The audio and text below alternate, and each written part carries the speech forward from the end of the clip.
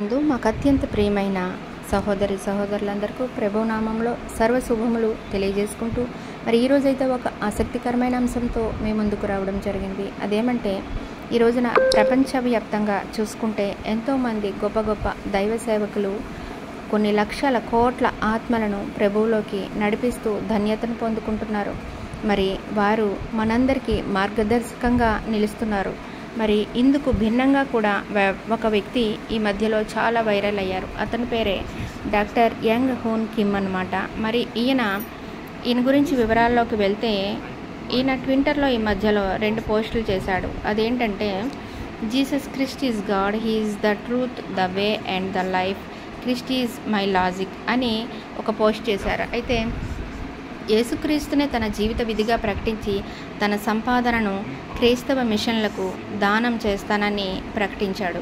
మరి వృత్తిపరంగా ఈయన ఏం చేస్తున్నారంటే మెదడు ఆరోగ్య సంస్థకు CEO అన్నమాట. యునైటెడ్ సిగ్మా ఇంటెలిజెన్స్ అసోసియేషన్ అనే ప్రతిష్టాత్మక బుద్ధి పరిశోధన సంస్థ స్థాపకుడు.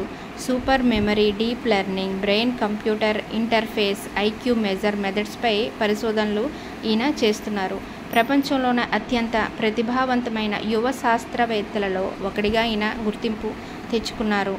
మరి ప్రపంచానికి ఈయన ఇచ్చిన సందేశం ఏంటంటే అన్ని శాస్త్రాలు, విజ్ఞానాలు లోతైనవి, తెలివి ఇవన్నీ వృధా, యేసుక్రీస్తు లేని జీవితము శూన్యమే అని తెలుపుతూ మరి I believe Jesus Christ is God, the way, the truth and the life. ఇది ఆయన క్రైస్తవ విశ్వాసాన్ని బలంగా ప్రకటించే మాట. మరి ఇంకో పోస్ట్లో ఏం చెప్పారంటే సెకండ్ పోస్ట్లో క్రిస్ట్ ఈజ్ మై లాజిక్ అంటే ఆయన పలుకుబడి, తర్కం, జీవితం విధానం అన్నీ యేసుక్రీస్తే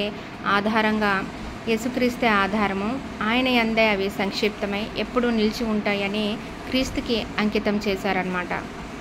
మరి ఆయన విశ్వాసం ద్వారా ఆయన ఇచ్చే సందేశం ఏంటంటే నాకు ఉన్న తెలివి అది దేవుని వరం, నా జీవితం యేసుక్రీస్తులోనే అర్థం పొందుకుంది, ఆయనే నా తర్కం, ఆయనే నా మార్గం, నిత్యం జీవితం అని చెప్పి స్పష్టంగా తెలియజేయడం అయితే జరిగింది.